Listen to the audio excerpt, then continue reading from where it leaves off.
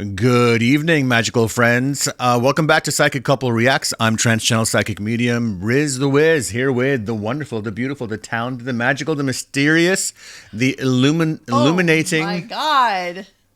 The what else do you want me to add to that one? Well, I felt like it was going into a rap song at some point. Yo, imagine if I started rapping. That's where we're I'd be the headed. first psychic rap man. I would think I would be the first psychic rapper. Well, I'm Lady O, and I'm an intuitive empath, and I like to chime in with my 2 cents and how all this paranormal, ghost haunting, spirit talk, psychic talk, channel talk goes. Well, you know, because I have firsthand. I'm like in the front row seats here with Riz. And then not only that, I have my own experiences. So this has been really exciting and fun. And it looks like the last episode we did, everybody really liked that we were breaking down and talking about a lot of these topics. Well, what is it like, right? We sit here in our living room and we've been doing this for, 15 years. Yeah. All of this stuff that we've done, from going around the world, being in the pyramids, being in the Himalayas, being in stone circles, and all this different stuff that we've done, leading the sacred retreats, going to sacred vortexes. We kind of live in a vortex.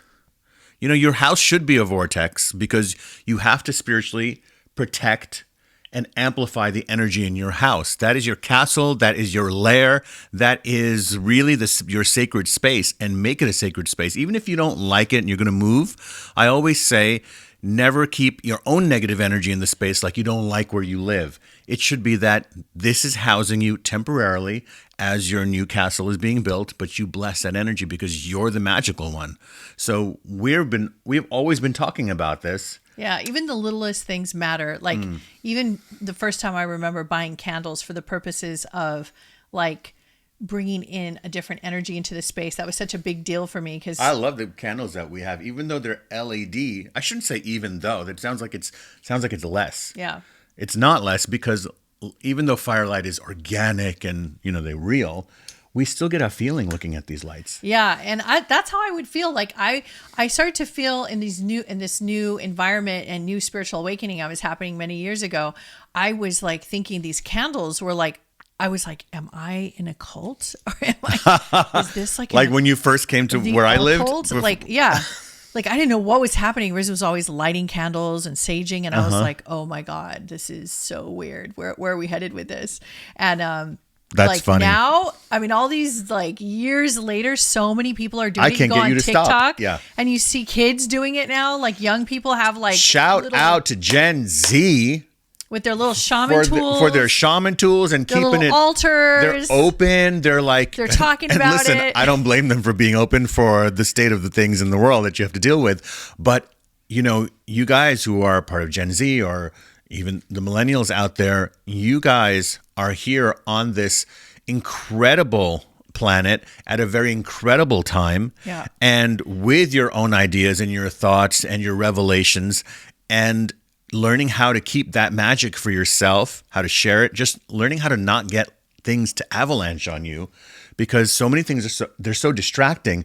The world of energy that you live in, we're adding things through technology all the time. I mean, look, we're here on YouTube, we're on different social media. I'm going to throw something at you that's totally off script. Yeah. We don't have a script. Well, it's just a phrase. Off script. So do you know, and I know we've talked about this many times before, but do you know that we technically and typically cannot relate to the generation that grew up in front of a screen, right?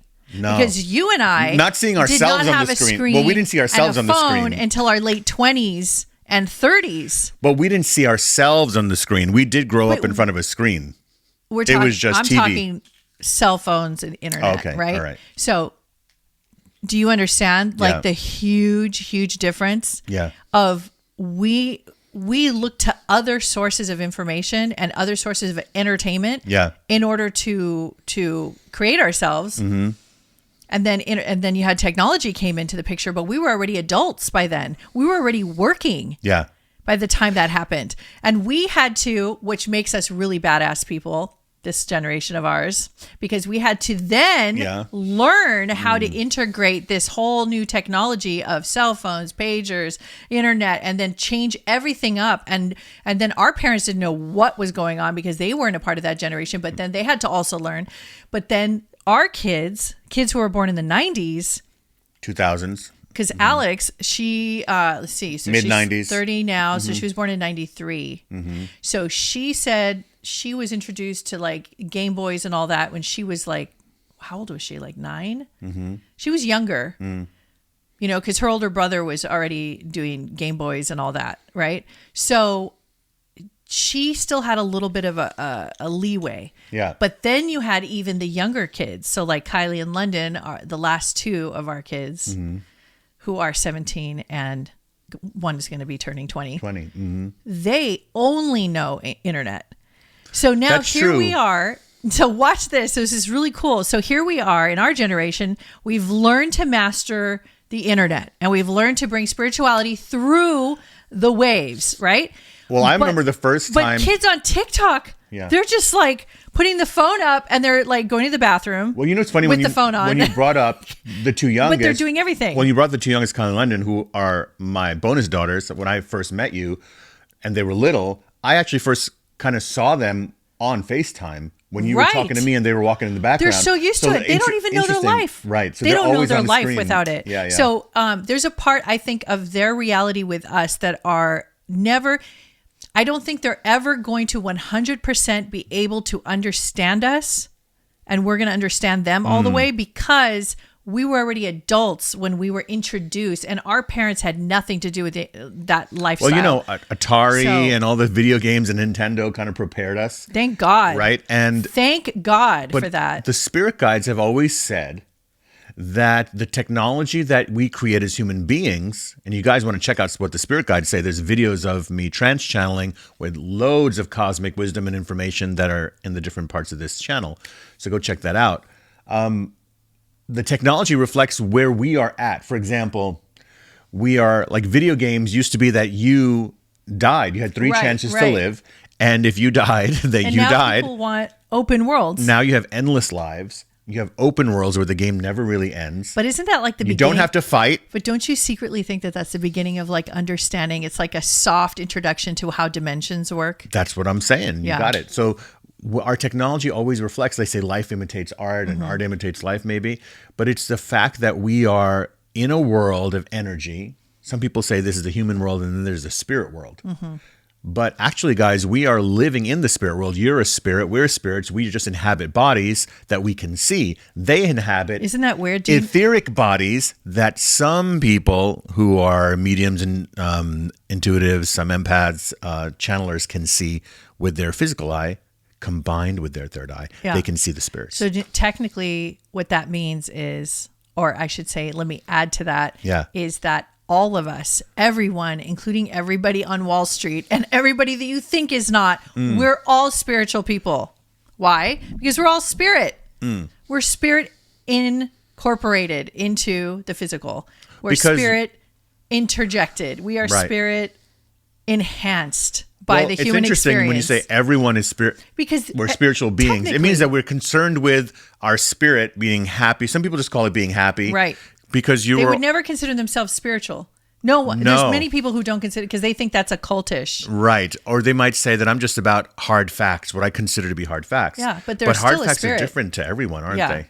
Yeah. So then it comes down to beliefs of like what happens when we die. Well, which is a big topic. Yeah, and that's what we kind of talk about. If you guys have been watching our channel, we always like to say that what you call the paranormal is the normal, actually, and what you call the supernatural is actually the natural. It's just that you call it paranormal and supernatural because it's outside of your current capacity to see what is natural. Spirits are part of the natural world, not the supernatural world. And para, I bet if I looked up if the Latin term, and I haven't, but I assume para has something to do with alternate or multiple or outside of, something in extension of Shall we see what para means? Yeah, Hold up, let's see. I want to know. Siri, what does para mean? But I want to know the actual breakdown of the word itself. How do you say that? Okay, the roots of the word. That's my great public school education right there for you. Did you guys all know that my first child I was 18, and by the time I was 23, I had 3 kids. And it means next to or 2 side. came in my 30s. It means next to. Para means, here we go, read the definition. Para. Yo, y'all checking out my iPhone case? Look at that. It's the sun card because I'm a Leo. Okay. And who gave that to you? Did you give this to me? I thought I bought it. Okay. No, of course. Thank you. Originally, the prefix para came from Greek and means next to and side by side, and gives rise to the words like parallel. Yes. Paragraph. Yes. I don't know how paragraph. I guess paragraph. Okay. Side by side. Also from the Greek, it in a sense is a sense of moving or going beyond, which also the normal. So then, therefore, words like paradox. Yeah. Okay. And we're going outside of what is considered the norm. Yeah. It's good to know these things as you guys are starting to venture into the paranormal and into these spiritual talks. You need to kind of get a grip on the actual definitions of things. I think that was important in our last episode. That was really fun we're going to continue, right? it. Yeah. Well, today, instead of going into definitions, after I just got everybody excited about definitions, we are going to actually segue into questions, because what I did was I did some research. Oh my God, my glasses. Can you clean them? Yes. They're so I don't clean them with my shirt because I don't have a tissue. That's the husbandly duties. You just use your shirt, okay? So I did a search query on the top questions. Is that good? Yeah. All right. I bet they're good. Let me see. Okay.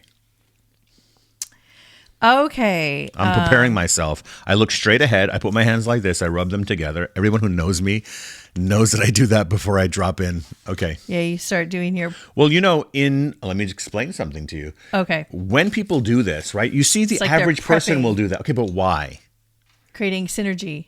Kinetic energy. Yes, you are. Sparking. Your aura, you're connecting to yourself in the physical, though your energy field, you're kind of like... it's warming like your up. Chi, your prana, those are the words for the life force energy. Those are the words for the force. Chi or prana. The best so when part we do of this, Star Wars. Yeah. By the way, one of the things that I do Qigong exercises in the morning, and building up energy. If you put your hands like this and you let your fingers and the valleys between your fingers hit each other. Right now I'm wearing rings, but just doing this and sliding your fingers against each other, do this about 100 times. It builds up chi and energy in the body. Also builds up heat, and you'll feel the circulation and flow through your body more. Just one simple... Look, you learned a Qigong exercise within 5 minutes of this show. I'll do more as time goes on. That's awesome. All right. I just want to make sure your mic is close enough to you. I think it is. Okay. All right. So would you like to know the top... So would you like to know the top questions people have about psychic mediumship? I would like to know the top questions. I bet you don't know those. Okay, number one. How much do they cost? Why are they so expensive? I had to scroll past those parts. Okay, so would you like to know that? So I just said that. Is psychic mediumship real? That is a good question, because then you go into what is real. So I'm going to let you answer that. Do you want me to read the other two? Psychic mediumship is real, but not all psychic mediums are excellent. Okay? So I have, and I'll tell you this, guys, I have literally sometime, and you've been with me, we will be in some random town, and there'll be someone doing readings for $5 on the street that looks half, unhoused. And I'll be like, you know what, I'm going to see. And I got a pretty good reading. Like one or two things were very accurate. They didn't know who I was. And then I've had some readings over the years where I paid a lot of money, what someone would call a lot of money, certainly a lot more than $5. And it was, So you say, well, it's just psychic mediumship. The art is real. It's like saying, is music real? Music's real. Just not everybody's good at it. What if you heard a lot of bad singers for 10 years straight? You'd say, and you didn't know any other music. So you'd be like, oh, music's not good. Music's not real. And you're like, no, you just haven't heard real music yet. So when you, you want me to define it? Well, I'd like to go a little deeper with the question. Okay. All right. So you could also look at it like, so is a psychic mediumship the technology real? Yes, that's what I'm saying. But go there.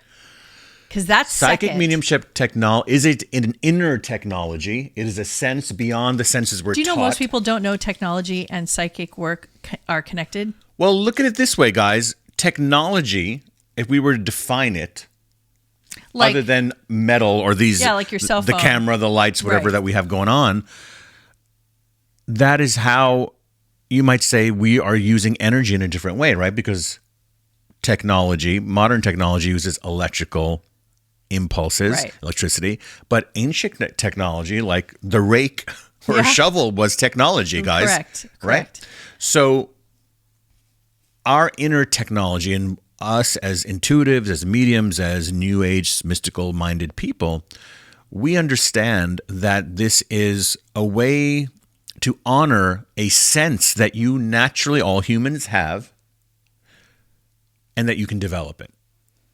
Now, we all can sing. It doesn't mean we all sing well. And but we can. Some of us sing better. So some of us have more. Singing as an example. Yeah. So to sing, if you ever taken singing classes, you could see voice classes, the technical detail involved in understanding the sound, hearing the note, hearing where it's coming from. Part of the body you're singing from, right? I never thought about that. Yeah, it's very, very technical. Right, it's very technical because you're learning something technical in order to convey something emotional, which is not technical. Right.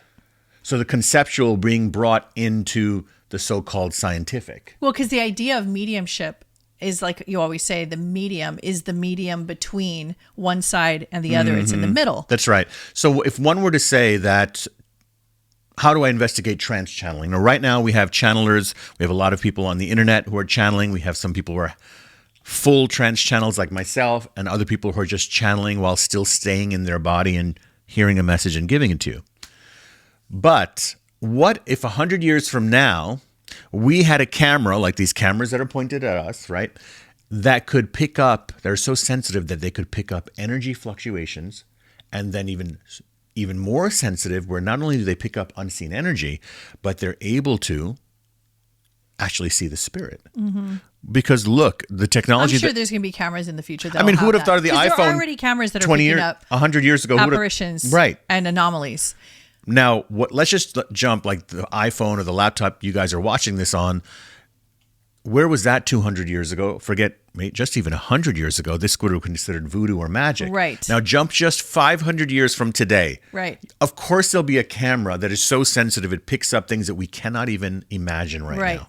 So what if that camera picks up a channeler spirit guide coming into their bodies? Isn't that going to be amazing? And you're going to get to see it because you're going to be on the other side when you watch this.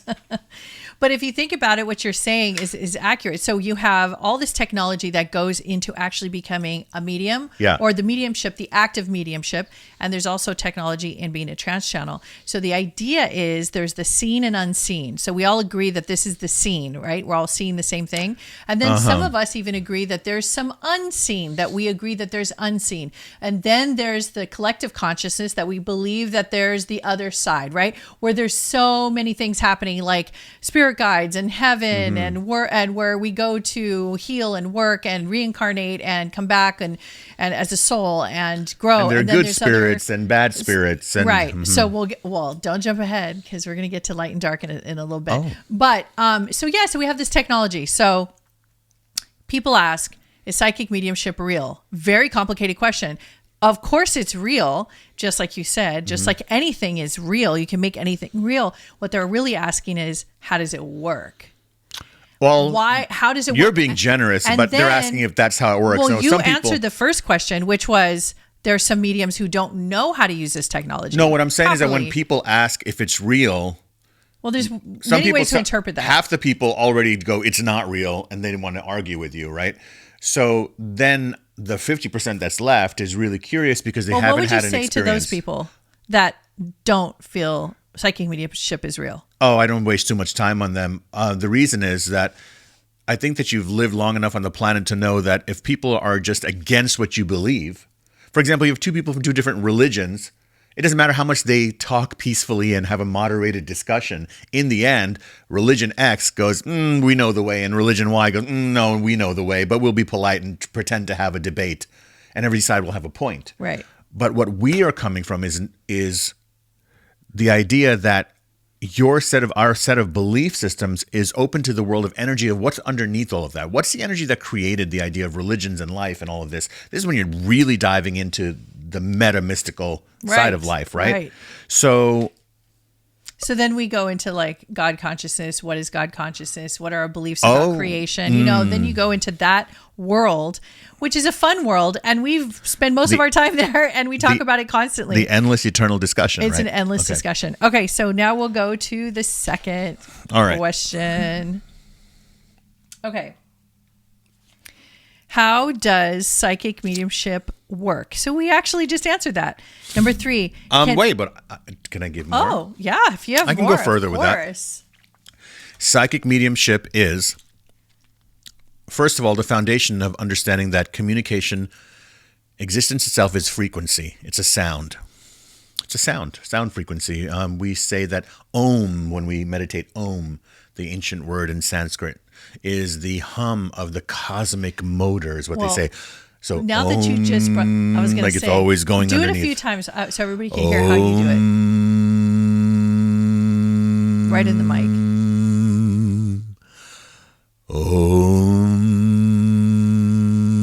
Om. I say Om. So the So let's do it a few times is together bouncing off so the. people So you're can going hear really it in going unison. like you really spell it AUM, but Okay. people write OM. Okay, let's both do it. So it's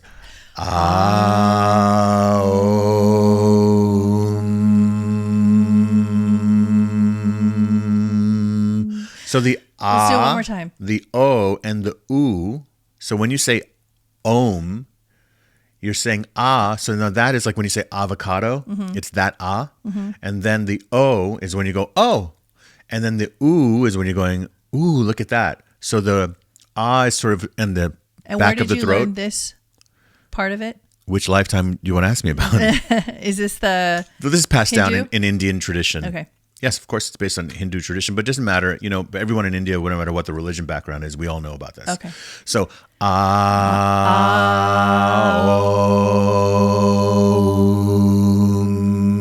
and then you close your mouth, and then you'll feel the vibrate kind of in your nasal passages. I like that. And this is actually very important because the science behind Om is that there's many, but I'm just going to kind of simplify it, guys, is that the sound itself, as it is coming out of you and reverberating first at the palate and the roof of your mouth, where the ah, like when we say avocado, you know where that ah is kind of hitting in your mouth.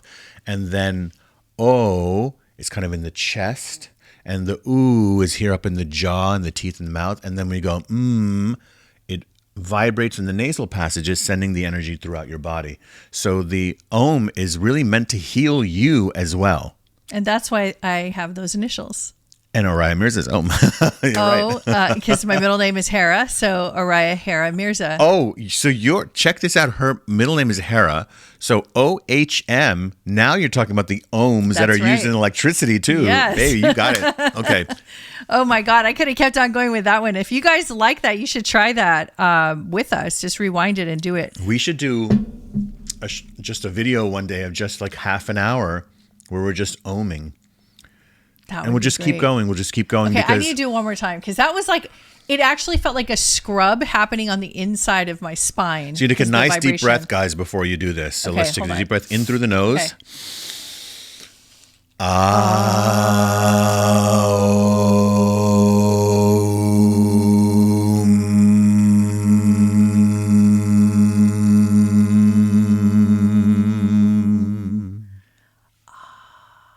That was so good. That really clears the space. Doesn't it really?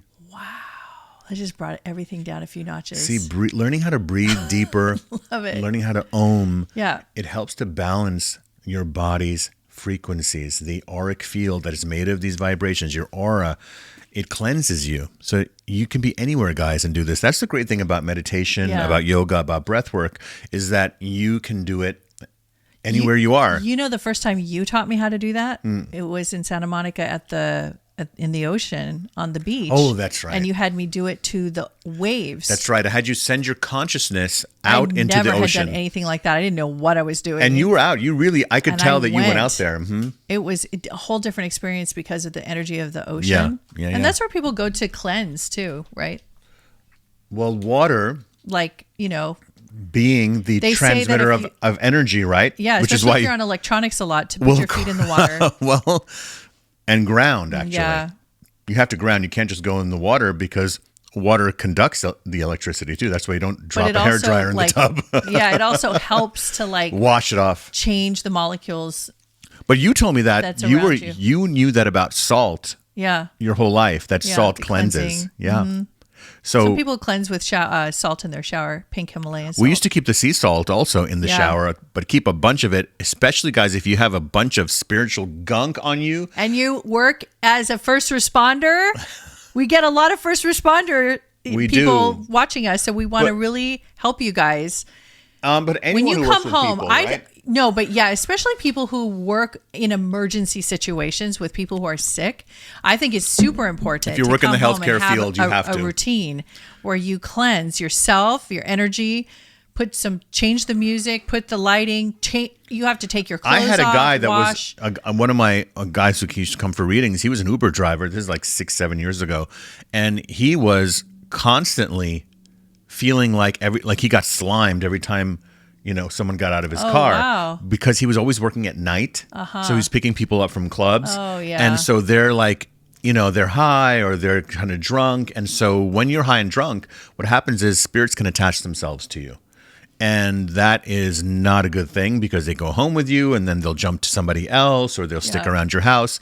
So these are things that I teach people. Now, to protect him, I had him keep black obsidian in his Uber. Right. I had him keep selenite in there, and I had him tell him to have a smudge stick of sage, and he would do it. So some people feel black obsidian, the crystal, which we have here somewhere. I'd have to find it. Yeah. So black obsidian can some people think it's a protector, like it bounces energy off and protects fields of energy, or it's an absorber. And it's great because we're going to talk about light and dark later. And I believe it's an absorber. Yeah, I think it neutralizes. Neutralizes. Yeah. That's what I feel too. It's kind of like shampoo and conditioner. So really, I see it that way. Yeah. Black obsidian, then you definitely should have selenite. Selenite is the magnifier, amplifier. It's a master crystal. It can cleanse the energy and reset other crystals. So get yourself some selenite. It doesn't even have to be a big piece. You can get several small pieces and keep them around where you intuitively feel you need to keep the energy really crisp. Okay. And do you recommend people putting crystals near their beds when they sleep or under their beds? I actually don't recommend it right near your head, unless it's rose quartz.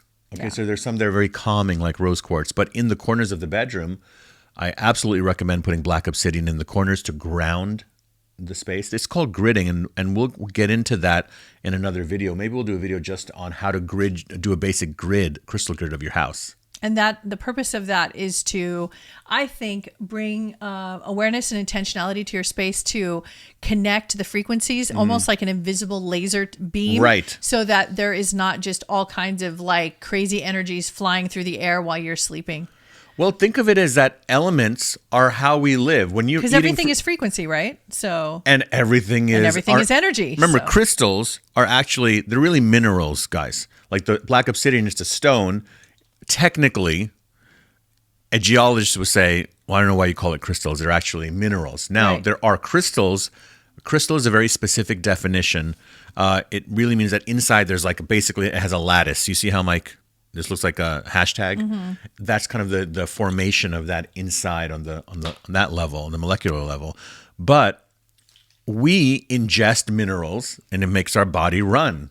So think of it as crystals are there for your spiritual body, and the other kinds of minerals from the earth are for your physical body. Do you believe that taking minerals, because I know you take minerals, helps in your ability to connect or 100% raises your vibration? And so what minerals do you take? Well, think of yourself as a car. There's certain things you do to keep the windshield clean. That's another kind of fluid. There's oil, there's gas, there's the electricity running through the car. I think of minerals as amplifying the electrical flow through your spiritual body, through the physical body. So when things are, the immune system is balanced, right? Basically, let's put it simple, guys. Keep it simple. Try and stay in the most clean energy in your body with mostly clean foods. And because then if your body is not bogged down and heavy and sluggish from trying to get out all these toxins and whatnot, then your vibration is higher. Well, think about it. You'll be an easier conduit. So imagine if the lens of this camera was dirty. Yeah. Or like just now when I cleaned your glasses. Now, your sight is different than the lens. Right. So who you are as energy is different than the physical body. So when you keep the physical body in tune and clean and high vibration, then the spirit that lives in that body can see and perform more clearly and more efficiently. Yeah, I agree. Make sense? Okay, so let's move on to the next question. Okay, I can see polishing that third eye. So third eye polish. Ready for this question? Yeah. Can anyone become a psychic medium? Well, as to quote a wonderful movie called Ratatouille, anyone can cook. It just, some people cook better than others. Right. I can teach anyone how to be more intuitive, for sure. And the reason is that not because I'm a great teacher, I am a great teacher, but not because of that. It's because every single person, all of you, have a natural intuitive sense. You weren't just born with the so-called 5 senses. Maybe we have 50, 100 senses, but you certainly have a 6th sense. And every culture has referred to this 6th sense. Every culture. So we just awaken that. Doesn't mean you're going to be a professional psychic medium or an empath like yourself. It doesn't mean any of that. It just means that you will be better than where you are now, which is why I always like to use the analogy of music, meaning everyone can sing. It's just that some of us are told to stop singing because people don't like it. But little kids, they all sing. It's just because the technical aspects are Yeah, not you can understood. always teach someone to sing better if they have the right vocal coach. Anyone can learn to sing better and train their ear again, but it doesn't mean they're going to be a professional. Right. So I can teach anyone to be more psychic. It doesn't mean that they're going to be doing readings. And I think maybe there's a deeper question in that question as people want to know if they have the abilities naturally or if they're inclined, or do they have like what structures do they need to change inside of themselves to become more psychic or psychic medium, but that goes down a rabbit hole of like, well, that's why I have classes online. I was going to say, because Hey, guys, there's so many classes. You guys stay tuned because very soon this spring there's going to be a whole set of classes. Tell them about your meditations you just put out.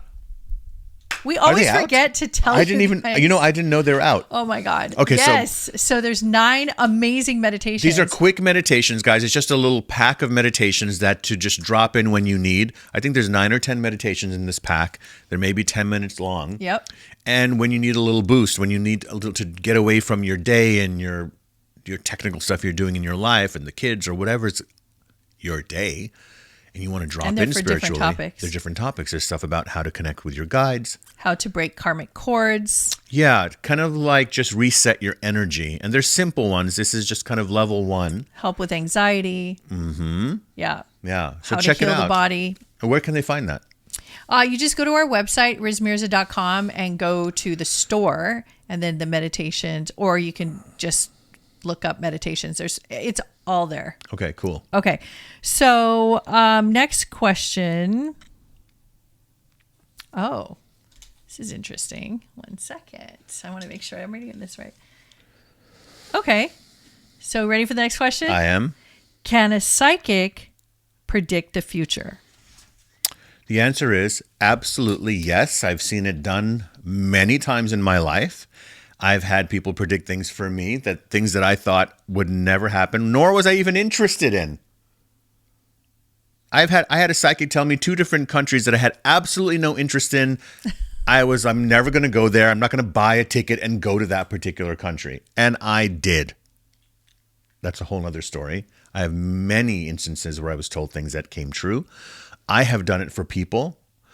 Now, what does it mean? So, yes, the answer is yes, but let's talk about how does that happen? Right. So, the way that I see that it happens. Get comfortable for this one. Okay. I'm getting comfortable too. Hold on. I'm putting my foot up. Okay. Yes. All right. Tell me more. Yeah, I mean, we're at home. We're not in like. I would probably do this in a cafe too. I do it anywhere. Okay. So go ahead and tell me. I got distracted by those cool pants you're wearing. I love these pants. I got a pair like that. Want to sleep? Do you know I have a pair? What's it going to be like if I wear my pants that are like that next time? They're going to think he's wearing his wife's pants. First he's wearing eyeliner, now he's wearing his wife's pants. No. But your pants, are they this tight? No, honey. I don't have legs like that. That's a compliment. Okay. Let's continue. As we digress. So, how do psychics predict the future? Here's how. When you understand that you are in a world of energy and you are made of energy, and that you're constantly, through your emotional state of being, which is based on all the inner beliefs that you have of what you think you are and what you think this world is, and through that intention, you're trying to make your way in the world. Okay. How do psychics pick up on what the most likely probability is of something happening? Right. Okay, here's how. We kind of see it as there's two types of questions. One is a person will ask a psychic, when is this going to happen? When will I find my next job? When will I meet that person? So what a good psychic is able to see, and what they're tapped into, is almost like what a master chef comes into your kitchen and you say, hey, when is this cake going to be done? And the master chef looks into the oven or the bowl, sees the ingredients that you've put in there. With one glance, they go, Or they take one taste and they can tell, oh, you're missing this very subtle ingredient that only the chef can tell is not going to work if you don't put it in later. And then they look at how long you've set the oven for and what kind of pan you're using, basically all the technical stuff. And they go, well, it's going to be a disaster. And the person goes, what do you mean that relationship is going to not work out? Well, it's going to work out, just not by the definitions of what you think working out means. Right. That person thinks working out means, oh, we get married or we're here forever. Right. The psychic goes, working out means that it was there for you for a particular reason to help you grow. It ended. And now you go on with your life, having learned the lessons you're here to learn. So it's very deep. It's a very deep conversation. It happens in a second, by the way. So here's why it's a psychic. A psychic doesn't need to be told what you put in it. You don't have to say to, like the student doesn't say to the chef, well, I put in 2 eggs and half a smidgen of salt. The psychic feels it, knows it psychically just upon talking to you. Mm-hmm. I remember I asked Red Eagle one time, how are you psychic? I think I was very early on when I was trying to understand how channeling worked. And Red Eagle, your spirit guide, was channeling through you. And I said, how are you psychic? Yeah. You said that to Red Eagle? Red Eagle. Some question like it was what very, did he say? It was very beginner question. Something like that. Right. And he said, I'm not psychic. He says, I pay close attention to the present. Ooh. Mic drop. And I went, oh, what kind of close attention is that? So he's reading all of the energy you've created and he's seeing where this energy is going to manifest in accordance with your beliefs and other people's, if other people are involved, and where the their collective energies consciousness and the agreements and the society you're in. There's a lot of factors. So you have to be really aware of all of those things and also be able to tune into your own guides. Because if Riz, let's say, if guides were not present at all and it was just Riz, he would still come up with his own interpretation. Well, that's what I do in a feeling. reading. I'm not when I'm doing trance channeling, it's the guides, but when I'm doing a reading, it's really me. It is you. Yeah. It is you. But I think that there are, like, each person you talk to has their own set of guides. And I truly believe for sure that they are on standby as soon as you're talking to them. And they kind of like could interject certain things. You know, because I know there's things that you have said that are like related to their soul growth. A psychic reading incorporates answering questions. Yeah. Career, health, love life, things like that. And then another aspect to my readings is, okay, let's take a moment and drop into what is your spiritual growth like? Come here. What's going on? Oh, the cat, Poofy, wants to say hello. She wants to say hello. How do you know when we're... Come on in. You want to come up here? Yeah, come here. It's okay. Knocking down the wires. Well, when you talk about psychic readings, the black cat walks into the room. Okay. So basically, a psychic reading, a portion of it can also be about your spiritual evolution, things you may need to get in check with yourself on how you're doing spiritually. What is your... It's like a mechanic in a way. Like if you were a mechanic for a Lamborghini and you knew I like that. And you knew every single part of this Lamborghini from bumper to bumper, in and out. You were part of the design team and an engineer. You were super aware. I made it your business to understand every component of the Lamborghini. So when somebody brings their car to you, you run the diagnostics and you feel it. I'm a car person, so I'm always using car analogies. But you start to feel and understand, like you listen to the sounds, you listen to how it vibrates, you listen to the way it's running, you see the tread on the tire, you watch the gauges, you see everything, and you get a good, clear picture. And you can understand how much more this car has to go on the way it is. What does it need? When does it need it? When does it need a tune-up? What kind of tune-up? What type of oil needs to go in? And if you look at your body as a machine, which it technically is it is actually technically. So it's just the same thing, is how is this physical being running? So let's say a woman calls you and she has, let's say she's 57. Mm-hmm. She's been drinking for 25 years. She's thinking about quitting. Good idea. She's thinking that she wants to Yeah. start running marathons, which is great. Yeah. Great idea. And she eats a lot of fast food, and she doesn't work out very much. And she wants to know, she calls, I'm making this up. She'll call and ask Riz, can I run this marathon? That's the question. So he'll Literal question? so let's say that's her literal Well, you don't need to be a question. psychic to answer that question. Well, how am I supposed to give you an example? You're going to do that to all my questions No, now. because what I want, and you know this because we talk about this all the time, is that's a great metaphor. That's what I was trying to do. No, but if somebody asks me that as a literal question, you don't need me for that. You can just go to your doctor. Okay, fine. But I was just trying to come up with a question. But here's the thing. Here's what she could ask me. Okay. Is do you think I'll win marathons if I get in shape? Because I really want to just win a marathon. Okay, that's more specific. Yeah. That I can see. Okay. Yeah. Because I had a person, and this person is not a professional artist, and she got readings from me probably 7-8 years ago. And in the reading, I said, you would make an amazing artist. And she was like, works in like PR, has nothing, guys, to do with illustration or paintings. And she ran with that message. And 2 years later on Facebook, I couldn't even believe the art that I was looking at. It was so real. I think you showed that to me. I showed it to you. It was outrageous. No, guys, it was outrageous. It was like a level photograph. of talent that like she should have gone to like 5 years of school. Like, I mean, even with 5 years of school. Yeah, no, this was naturally born gift. So how did I know that? Right. Yeah. That's why we call it a psychic sense, because it's psychically. We can try to break it down to people by explaining to them frequency and understanding that everything speaks and vibrates, and psychics pick up on, meaning they can hear things that are occurring in what you perceive as the future, where you don't hear it or see it. And a simple example of this I like to use is the dog whistle. Mm-hmm. You blow a whistle that's meant for a dog, and the dog can't hear. You can't hear it, but the dog can hear it. It's just operating on a different frequency. So multiply that by like 1,000. That's what psychics do. They're actually able to do that, hear something that's just coming or even happened in the past that they weren't there to know about. Okay, guys. It's amazing. This is really powerful. Lots of info. But you can have this developed in yourself at least a little bit more than where it is now. So to continue on. Yes. I got excited. I'm going to offer you 3 questions, and then you pick one of them.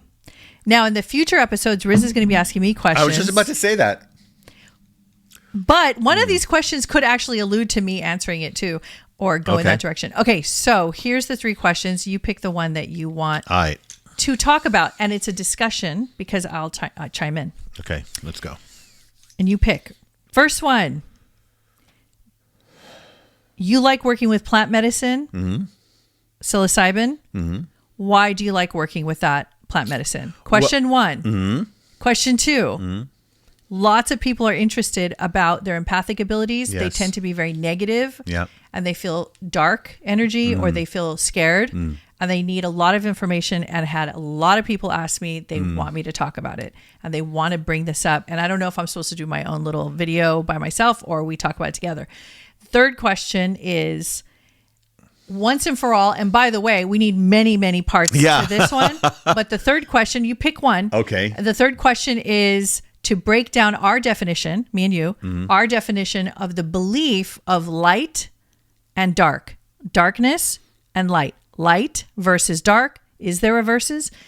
How does light work with darkness, and how does darkness work with light? Because psychics, as soon as you become psychic and you're in the cult or mediumship or spirituality, the topic of light and dark is the big topic. Into the occult, not a cult. Correct. Okay.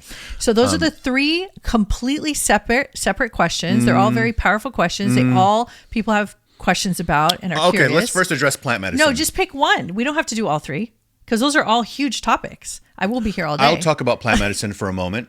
Okay. Are you sure you can only talk for plant medicine for a moment? If you pick a question... I'm going to drop a seed. No, if you pick a question, Riz, you have to go all the way with it. Okay, I'm going to go there. Okay.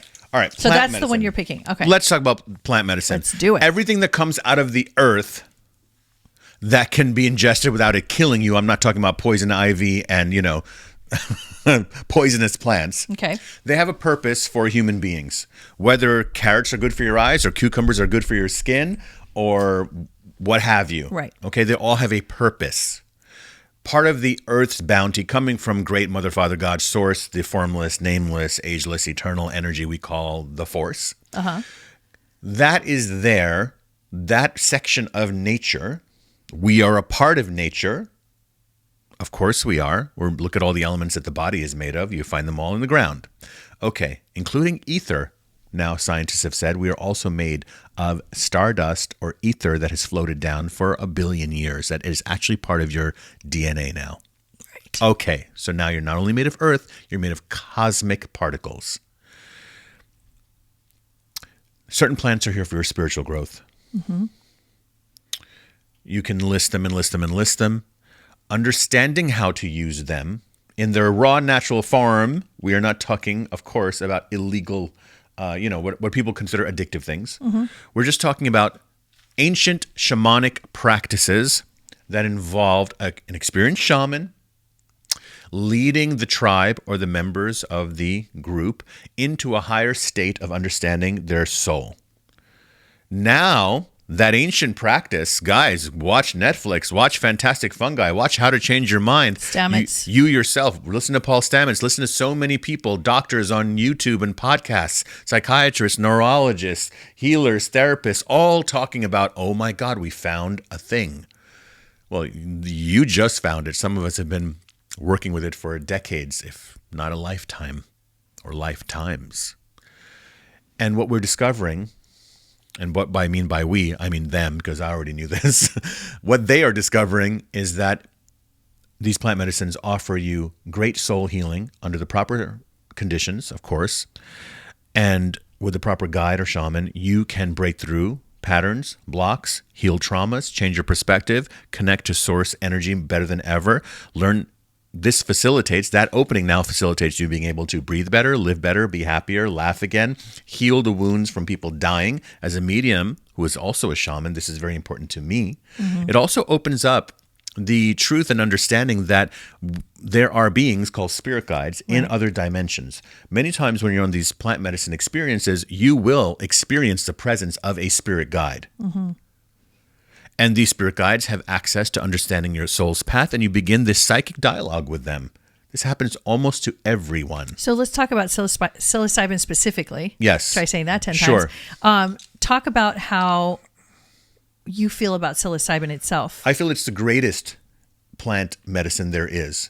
Reason is that it is very, very friendly to the body. You're not going to throw up. And you can even microdose it. But you also will understand that mycelium itself, mycelium being, you might say, the fiber optic system of how light travels through all of the soil. And how it communicates. Carries information. It's kind of like the network, the brain, the neuro system of the planet. So even if you look at a dried mushroom, the cap of the mushroom is basically your brain cap. Yeah. And that stem coming down is your spine. These are what we call the signs from nature, that this is what that is for.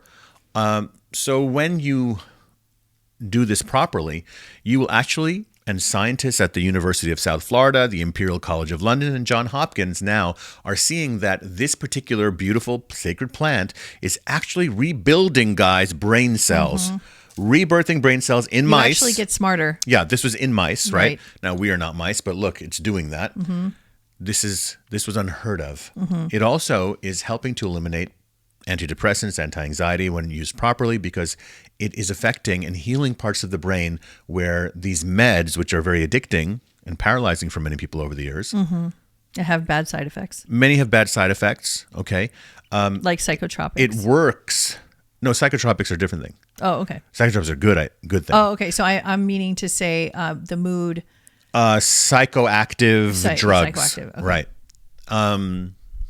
Oh, right. Thanks for that question. Yeah. There's so many words out there, guys. Right, let's not go crazy over the words, just to be clear, though. But you've led thousands and thousands of shaman over journeys. 2,000. Oh, way more than that. No, over 2,000. I did the math. It's about somewhere between 2,000 and 2,500. Are you serious? Yeah. No, it's like 3 times a week. Really? For Well, your wife always knows more than you do. So maybe you do. And also we used to lead group journeys together where we'd have over 20 people at a time. Yeah. So in the desert, but yeah. But let me tell you about that thing about the brain. Keep talking about psilocybin because a lot of people have questions about, they're afraid to use it. Everybody's had a bad trip, right? Raise your hand if you had a bad trip. Okay. Everybody's had their high school, college experience. They went to a concert, they went to a party, and it took way too much. They took a handful. Except me, because I was a good Indian boy that didn't even ever take a sip of alcohol or smoke a joint. I didn't touch it either until I met you. All right. But okay. That wasn't my drug of choice at the time. I was cannabis. So watch a documentary on Netflix called Fantastic Fungi, or fungi as they pronounce it. That feel like they got scared with their first experience. There's so much to learn and to read. You don't have to be scared anymore because when you're properly led and guided with the right amount of dosage. And how do you dose people? How do you know what to dose? Psychically, everyone? I know. As a shaman, look, I don't want to knock anyone, but because things tend to go on trend, everyone and their mother comes out and says that they're leading ceremonies. Look, I've been leading them for close to 20 years. I haven't had one person graduate any of our shaman courses and they're out came there. Out of it alive because it is so hard. Because our courses, you mean when we taught them how to use it? What do you mean by our courses? When we're trying to teach them how to be shamans? Yeah. It's very difficult because how do you teach something like this? Because you're using and utilizing all of your entire being of understanding of how to use mushrooms to begin with, because you have to be an expert yourself of using it yourself. And then on top of that, because I've done psilocybin over 150 times myself. And then after that, you have to be able to communicate that, know what's happening with them, use your psychic abilities, and also communicate in every way while they're going through their healing process or traumas. And if they're not handled properly or if they're not talked to properly, it gets ugly. So there's a difference between a facilitator and a shaman-led experience. Okay, a facilitator is usually a person who's been taught by a psychiatrist or is a psychiatrist who has clinically studied, probably has done it a few times and led it a few times, not even 100, let alone over 2,000, okay? And they're not doing ancient principles. It's not an organic, shamanic, beautiful spiritual experience. They inject it into you and put a mask on you and keep you in a bed. Okay. And you do you have the toning bowls and all my stuff, shamanic practices. Yes. Okay. Now I am dedicated to that. We're not even trying to get you to buy services. Don't even go there because he's so booked up that you'd be waiting months to get to see Riz. Yeah, but I want people to know the detailed technical aspect. We're only talking about wherever you guys are and how to find one, because now we're going into this conversation. No, but I want to talk you specifically because you're a master shaman and you have been proven and you have so much information. And I've heard so many people talk about psilocybin on the internet and you have not had a proper chance to go in and break down and explain in detail the levels of what you know. And this is such a great opportunity. Well, look, this is a discussion that is for me, lifelong discussion. Yeah. But I'll just start off the conversation.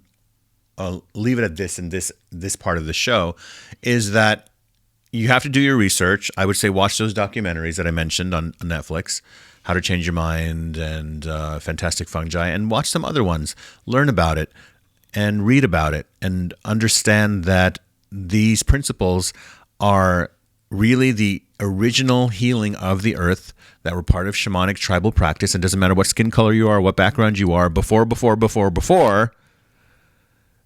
modern history, you were all in tribes, we were all in tribes, and there was always a shaman or a medicine woman or an elder that was leading us in this. So it is part of everyone's culture. Yeah. And it is something that actually removes addictions. I've had many people who were in 12-step programs, many, including some counselors. I've had people that were major addicts in other substances, and I got them off of that through the use of this sacred healing plant, okay? Because what it does is helps you return to the true, pure, clear consciousness, connectedness that you are as a soul. You don't have a soul, you are a soul. And that freedom that you came into this earth with, and you are here to reclaim and expand yourself into. And so this then completely disables and disarms any part of you that's going into negative, addictive behavior, and patterns, whether substances or even the way your negative thinking is. So it helps you to remove that. Substances have a lower vibration than psilocybin itself. So if you're going to use a substance to be a conduit of any kind, including liquid courage, which is alcohol, you're going to always have side effects that are damaging. But with psilocybin, if it's controlled in an environment that's sacred, it's only healing. Well, it's drugs are that which we, and look, the definition of that. We have certain organizations and bodies that are considered official that define what it is. But for me personally, my personal opinion is that which is destructive and addictive and makes you out of control. Sacred medicine was there to help you surrender over compulsive, over controlling behaviors, surrendering to the part of yourself that is balanced and fluid. Look who comes. And open. Here comes the other cat. So this is the one who's the Shaman Cat. So this is the one that was outside with us and has sat on so many people's laps through their shamanic experience. This is Mumi. She's 13 years old and she has seen it all. She has been a canyon cat in Malibu, in and out, indoor, outdoor. Yeah. She has talked to so many thousands of people. So she came when she sat on their chest. She heard this conversation. She goes, well, I guess I'll go You can't be talking about journeys. Yeah, I'm going to go see what they're talking about. You can't talk about journeys without me. You know what she would do in some of the journeys? Someone would be laying there on the ground, and this cat would walk over, I kid you not, sit on their chest while they were crying and heal them. And there were times where they had their eyes closed, and I didn't see this just once. She placed her paw on their third eye, just reached out. She does that. She reaches out like that. Yeah, she's a very special cat, and she came as a healer cat. She knows exactly what she's doing, and we work with her. She was for many years my right-hand person. I didn't actually ever lead a ceremony without her. And there were times where she would come running when a client came. She would come running and she knew what time it was. She would come sit next to them. So this is it was remarkable. If I had the door closed, she would demand to come into the room. She would yell at the door, because she wanted to be a part of it. Yeah. So this is the magic of it. We're talking to her. Because she's part of the, animals are completely surrendered to the natural world, right? They don't wear clothes. They don't need to have a written language. They have their own hierarchies and systems of government amongst them in the wild. But these animals, like dogs and cats, who on the soul level chose to be living with us, chose to be domesticated. These little cats can't really survive outside for very long. They'll become, feral and all of that. And they, on the spiritual level, are here to be with us, to unlock our nurturing capabilities, to be our friend when sometimes it feels that there's no one who can be your friend. Our dogs and cats do that for us. Don't you think? Yeah. And, I love everything you said about psilocybin. I couldn't agree more. And it personally saved my life. Mine too. And I never would have healed older daughters take psilocybin many, many, many times. We've guided them until they are the kind of trauma that we all healed from our, family life prior to Riz. Yeah. I can't tell you. I wouldn't even be here today. Honestly, I mean, I wouldn't don't be even doing know what I'm doing, guys, if it wasn't for to. journeying. I wouldn't be doing I couldn't even tell you. Not to the level. I would not be here. Right. Honestly, I could not be having these conversations. There was that kind of unlocking that happened. I was so locked in when I first started. I was so locked in because when you get scared in life, right, and you get spooked, because a lot of bad things happen. So you shut down, right? Right. And so you just build this fortress around you and you lock in. And nothing was helping. I even did 7 years of landmark education, which is all about the study of being, the study of ontology. You got a lot out of that, didn't you? I got a lot about communication and listening and understanding what you're creating. And it was very technical, and I recommend it and I love it. But when I started doing psilocybin journeys, that is when it opened up my crown chakra, my third eye. It opened all my chakras, and my heart do the chakra. Work for you. You still have a lot of work during it. Well, you're a part of. Well, you're aware of what's happening, but you become aware in other dimensions of yourself. Right. You see yourself in other dimensions. I'll never forget when I looked in the mirror for the first time. I went to the bathroom during the journey, and I looked in the mirror. Oh my God! I'm sure a lot of people have experienced this. Did you look old or young? Both. Wait. Oh. Was the microphone covering my face this entire time? I just noticed it. Okay. So I was looking at the mirror. Yeah. And all of a sudden I saw an African tribal man. Looking back at you. Like with a spear. Not behind you. Looking back at me. As me. You were him. I was him. 1,000%, not an ounce of me in there. Different eyes, different skin, different shape of face, everything. And I'm staring. My eyes were so huge because I couldn't believe what I was looking at. Then it morphed into this like 100-year-old woman with thousands of cracks on her face. And then it morphed again, and it was like this seafaring like merchant with wild hair and eyes and like out in the seas. And I just kept staring, and I realized after that those were my past lives. Your past lives. I got chills every time. That's some of my favorite moments. See, that's the thing about when you do this spiritual work, how it connects you to everyone else is that so you begin to see yourself as other than what you're used to seeing yourself, or who you think you are and what you think you are. Mm-hmm. I've had that happen to me. I turned into an extraterrestrial looking in the mirror. Oh my God. I've seen you turn into so many things. A lot of people see me turn into an owl. My favorite thing that I've seen you turn into is a blue alien, which is, I think, a lot of people have said that to me. Yeah, me too. They've said they've seen me do that. They've drawn pictures. Shout out to Georgette if she ever watches. She drew a beautiful image of me after the journey, and really? It was so. Once you start to see yourself clearly, you have direct experience. You're really having direct experience. People go, "Oh, you were hallucinating." No, you're not hallucinating. And I'll say this a million times till the day that I transition. It is that you're finally seeing the truth. You're not hallucinating. When you don't see all these multidimensional selves of you, that's when you're hallucinating. When you're seeing that 2D grayscale just black and white version of you. Yeah, that's the hallucination. That's when you're not seeing what's really real. Everything is alive. Everything is breathing. Everything is vibrating. She is not just a cat. Right. She's an advanced teacher that's coming in the form of a cat. And there have been journeys where I have felt her intelligence and consciousness that is far more than this supposed little innocent animal. Okay. And the great work that these animals do, our domesticated animals, what they're doing is they're constantly reminding us how to be drop into our heart. So which I'm is glad you also brought how that you up. drop into your third eye. Something's telling you to move with this conversation. Tell me about the difference between dog and cats in your opinion. In your perspective, they offer different services. One may say yin and yang. While all animals tend to have a nurturing quality about them, I believe that cats are really the mothers of the animal kingdom. Between dogs and cats are the nurturers. They are the mother. Even boy cats are very nurturing. And then cats will take in. I feel like dogs. They're protectors and friends. They're protectors and friends, and they really are concerned about your well-being. That's the protector. Yeah, they stare in your face, and they're just really. I mean, obviously, they always want something. Yeah. But they always are looking to see where you're at. They're always gauging, and the cats do too, but from a distance. Well, they're the ancient watching Egyptians. They did bury dogs with them too, by the way, not just cats, but cats were revered because of their connection to the psychic, unknown, unseen world. Cats often see spirits. You can often see a cat looking, staring in the corners, or following something. Like, I've seen our cats track someone, like, as if someone is walking through the house. Okay, or I'll be talking to them, and suddenly they're looking over my shoulder, like I'm looking at you guys right now, and then they'll go like this.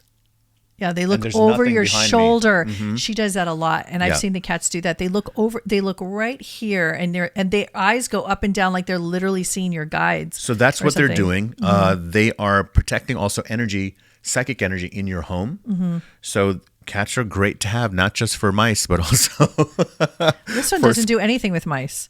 No, she sees them. She's so sweet, actually, that her instincts now are like, away. In our old house in the canyon.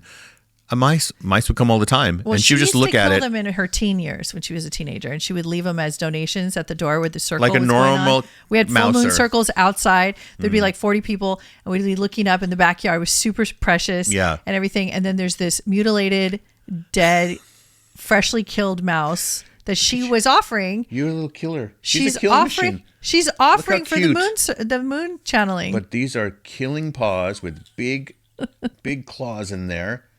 A tongue with She likes all of this attention, by the way. She does, right? Yeah. And she's getting her fur on me. She's starting to shed. It's because it's winter. Well, we're coming out of winter. Yeah, but I'm looking I think. fur on Wait, me now. I don't know. We're in January. I shouldn't say that because we're a not lot coming of out you of guys are winter. still deep in winter.